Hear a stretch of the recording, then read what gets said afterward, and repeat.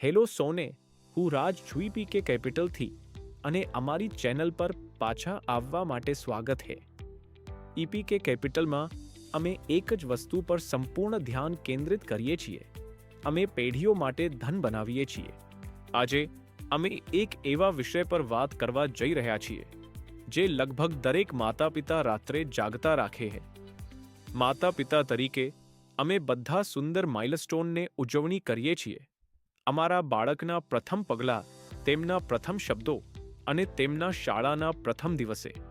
પરંતુ અમારા મનના પાછળ હંમેશા એક ટીકતી ઘડિયાળ હોય છે. અમે સતત પોતાને પૂછીએ છીએ, શું જ્યારે તેઓ 18 વર્ષના થાય ત્યારે તેમને શ્રેષ્ઠ ઉચ્ચ શિક્ષણ આપવા માટે મારા પાસે પૂરતું પૈસું હશે? આ એક સંપૂર્ણ રીતે માન્ય ચિંતાનો વિષય છે. શિક્ષણની કિંમત આપણા અર્થતંત્રમાં લગભગ અન્ય કોઈપણ વસ્તુ કરતાં ઝડપી વધી રહી છે. ચાલો વાસ્તવિકતા પર નજર કરીએ. જો એક પ્રીમિયમ કોલેજ ડિગ્રી આજે 20 લાખ રૂપિયા ખર્ચ કરે છે, અમે લગભગ 10 થી 12% શિક્ષણ મોંઘવારી દરને ધ્યાનમાં લેવું પડશે. તેનો અર્થ એ કે 15 વર્ષમાં એક જ ડિગ્રીની કિંમત સરળતાથી 80 લાખથી 1 કરોડ રૂપિયા આસપાસ થશે. આને સમજવા દો. એ પ્રકારની સંપત્તિ બનાવવા માટે તમારા પૈસા નિયમિત બેંક બચત ખાતામાં રાખવાથી કામ નહીં થાય. તમને એક જાગૃત વ્યૂહરચનાની જરૂર છે. આજે અમે તમારા બાળકના ભવિષ્ય માટે ભારતની 2 સૌથી લોકપ્રિય રોકાણ વિકલ્પોને સરળ બનાવવાના અને તુલના કરવાનો પ્રયાસ કરી રહ્યા છીએ. સુકન્યા સમૃદ્ધિ યોજના, જેને સામાન્ય રીતે SSY તરીકે ઓળખાય છે, અને બાળકોના મ્યુચ્યુઅલ ફંડ.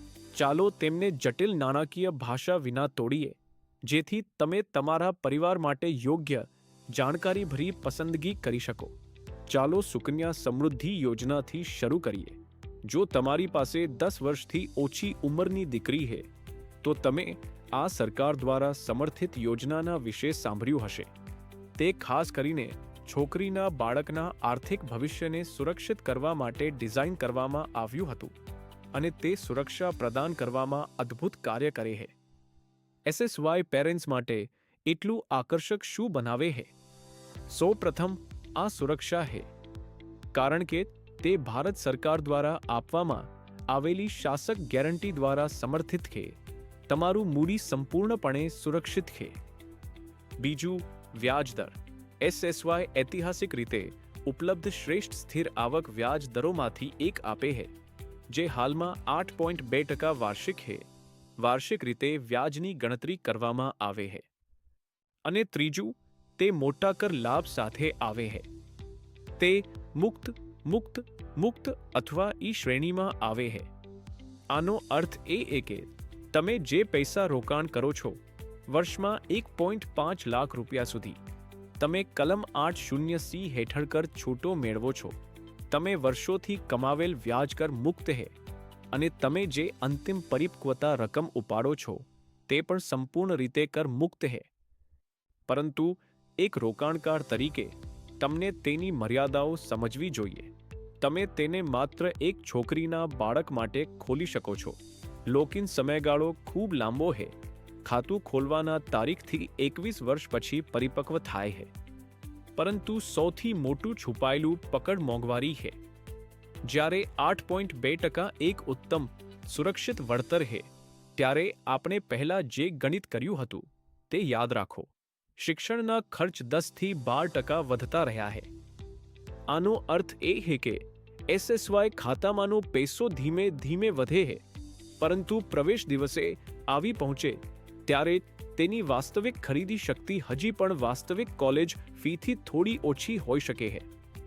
બોનસ તરીકે, મેં ઉચ્ચ નેટવર્થ NRI માટે 7 ખર્ચાળ કર જાળાઓ ટાળવા અને પાલન પર એક વ્યૂહાત્મક અહેવાલ વિશે એક વિગતવાર માર્ગદર્શિકા બનાવેલી છે. તમે તેને વર્ણનમાં આપેલા લિંક પર ક્લિક કરીને સરળતાથી ડાઉનલોડ કરી શકો છો. ચાલો હવે આગળ વધીએ. આ અમને બીજા વિકલ્પ પર લાવે છે, મ્યુચ્યુઅલ ફંડ.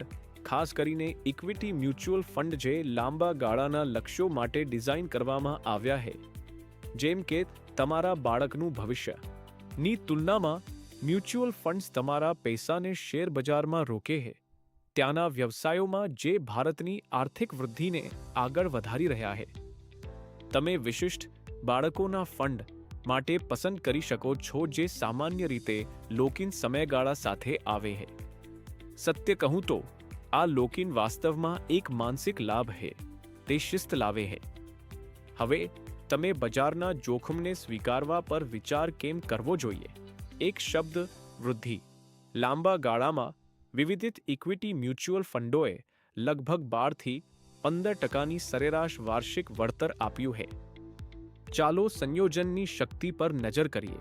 જો તમે 15 વર્ષ સુધી એક સિપ દ્વારા મહિને માત્ર 10,000 રૂપિયા રોકાણ કરો છો અને અમે વાસ્તવિક 12%ના વળતરનો અનુમાન કરીએ, તમારો કુલ આઉટ ઓફ પોકેટ રોકાણ 18 લાખથી લગભગ 50 લાખમાં વધે છે. આ પ્રકારની આક્રમક વૃદ્ધિ જ શિક્ષણની મોંઘવારીને હરાવે છે અને વાસ્તવિક સંપત્તિ બનાવે છે. ખરેખર અહીંનો વેપારનો તફાવત બજારની અસ્થિરતા છે. શેર બજાર ટૂંકા ગાળામાં ઉપર અને નીચે જાય છે. તમારા પોર્ટફોલિયોમાં ઘટાડો જોવા માટે ડર લાગવો સ્વાભાવિક છે. તેથી ઇતિહાસે અમને દર્શાવ્યું છે કે લાંબા સમયગાળા દરમિયાન, જેમ કે 15 વર્ષ જે તમારા બાળકને કોલેજમાં જવા માટે છે, આ ટૂંકા ગાળાના ઉહાળાઓ સમતલ થઈ જાય છે. ધીરજ ધરાવતા રોકાણકારને ભારે ઇનામ આપે છે. તે ઉપરાંત કરમુક્ત એસએસવાયની તુલનામાં ઇક્વિટી મ્યુચ્યુઅલ ફંડના વળતર લાંબા ગાળાના મૂડી લાભ કરના આક્ષેપ હેઠળ આવે છે, જે હાલમાં 1.25 લાખ રૂપિયાના લાભો પર 12.5% છે. પરંતુ સરકારને આ કરો ચૂકવ્યા પછી પણ તમારા બાળક માટે બનાવવામાં આવેલ નેટ સંપત્તિ સામાન્ય રીતે પરંપરાગત સુરક્ષિત રોકાણોથી ઘણું મોટું હોય છે. તેથી આ તથ્યોને ધ્યાનમાં રાખીને તમે કેવી રીતે પસંદ કરો છો? સામાન્ય રીતે તે તમારા વ્યક્તિગત જોખમની ઈચ્છા પર આધાર રાખે છે. જો તમે ખરેખર તમારી રોકાણની કિંમત તાત્કાલિક ઘટવાની વિચારણા સહન કરી શકતા નથી અને તમારી એક પુત્રીએ, તો સુકન્યા સમૃદ્ધિ યોજના એક ઉત્તમ રાત્રે શાંતિથી સૂવાની વિકલ્પ છે.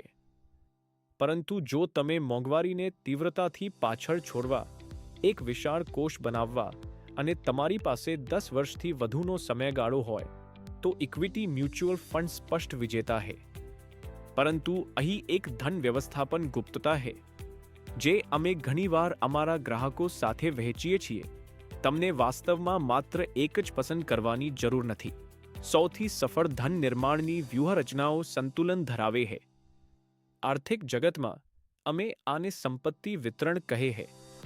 જો તમારી પાસે એક પુત્રી છે, તો તમે એસએસવાયને કરજ અથવા સુરક્ષિત ભાગ તરીકે ઉપયોગ કરી શકો છો. સાથે સાથે તમે વિકાસ એન્જિન તરીકે એક ઇક્વિટી મ્યુચ્યુઅલ ફંડમાં એસઆઈપી શરૂ કરી શકો છો. જો તમારી પાસે એક પુત્ર છે, તો તમે બહાર નથી. તમે સરળતાથી એસએસવાયને જાહેર નિવૃત્તિ ફંડ અથવા પીપીએફ સાથે બદલી શકો છો, જે તમારા મ્યુચ્યુઅલ ફંડ સાથે જ ચાલે છે. બંનેને મિશ્રિત કરીને તમને બંને જગતનું શ્રેષ્ઠ મળે છે: માનસિક શાંતિ અને તે સ્વપ્ન કોલેજને આરામથી ભજવવા માટેની આક્રમક સંકલન વૃદ્ધિ. તમારા બાળકના ભવિષ્ય માટે રોકાણ કરવું કોઈ અનુમાનનો રમત નથી. જો તમે વહેલા શરૂ કરો છો, તો તે ગણિતીય નિશ્ચિતતા છે. આજે તમારા માટેનું કાર્ય સરળ છે. ચોક્કસ ગણતરી કરો કે તેઓ 18 વર્ષના થાય ત્યાં સુધી તમારા પાસે કેટલા વર્ષો છે. જ્યારે તમે તે સંખ્યા જુઓ છો, ત્યારે તમે સમજશો કે શરૂ કરવાનો શ્રેષ્ઠ સમય ગઈકાલે હતો, પરંતુ બીજો શ્રેષ્ઠ સમય આજે છે. તમને આ એકલતામાં સમજવા જરૂર નથી. ઈપીકેમાં અમે તમારા માટે ફક્ત મ્યુચ્યુઅલ ફંડ્સ પસંદ નથી કરતા. અમે કસ્ટમાઇઝ્ડ, તણાવ પરીક્ષિત નાણાકીય માર્ગદર્શિકાઓ ડિઝાઇન કરીએ છીએ. અમે પેઢીઓ માટે સંપત્તિ બનાવીએ છીએ.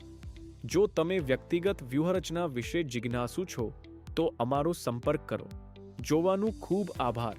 વધુ માહિતી માટે લાઇક કરો, શેર કરો અને સબસ્ક્રાઇબ કરો. આગળના સમય સુધી હું રાજ છું. સ્માર્ટ રોકાણ કરો અને ધ્યાન રાખો.